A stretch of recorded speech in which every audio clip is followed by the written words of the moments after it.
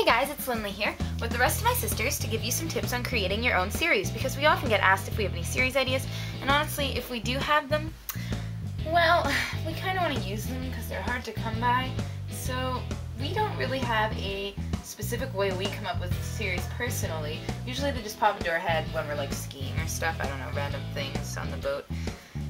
But we have come up with a small way to help you come up with your own series ideas that will be successful.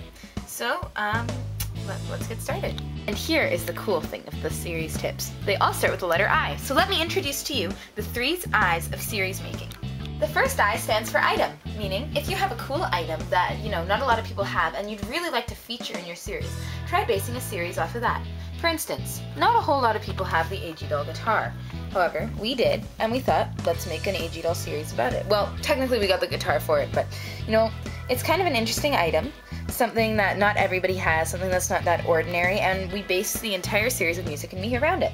So, say you have like an old couch thing, or, I don't know, anything really that you think is unique and cool that you'd really like to have showcased a lot in your series, base your series off of that, make it themed around it, and that's what we did with Music and Me, and look at how that turned out. So that's item, tip number 1. Our next I is interest. So if you're interested in something, say you do a certain sport or activity, you know a lot about it, you can talk about it, and obviously you're passionate about it because you're doing it. Therefore, you won't get bored if you're doing a series about it. Let's say you love to take singing lessons, you enter singing competitions, and you love to sing. Maybe you should have a series about a group of 3 friends trying to start a pop group or something. Who knows? But if you base it on your interest, then you're interested in doing it, you know what you're talking about, and most of the time you'll probably have quite a few things to, use in the series, because I know I do dance, well, Allie does dance, and we have a lot of ballet stuff laying around. So we could do a series about ballet. So, base it off of something that you like to do, because then you'll like your series. It's not always about your audience, it's about you too.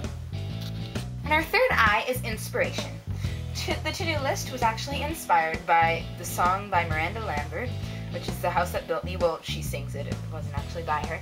But, the whole idea of getting a house from a strange lady and fixing it up kind of inspired us. And we also like the idea of, small town living, and we like the theme that was produced by it as well. If you like a certain theme, go by that too. Like, if you're interested lately in, I don't know, beauty pageants from toddlers and tiaras, do a show about beauty pageants, or if you learned about some cool period in history from school, do your series about that, but make sure you have the costumes to do it. That's another thing from item. If you have a lot of cool historical clothes, do a historical series. But yeah, if you're inspired by something that you've recently learned or heard of, just base a series off of it, because, you never know, it could end up to be a big hit. So that's really all we can say, because we don't have a specific way to come up with series. However, if you really think about the tips that we gave you, maybe, just maybe, you can come up with a great series too. But remember, you might want the costumes and sets before you start the series, because otherwise you can get into a real mess. So yeah, and besides, I haven't seen a really good historical series before, so there's a tip. If you have historical stuff, do a historical series. Anyway, thank you for watching, and we hope that we helped you out a little bit. Bye!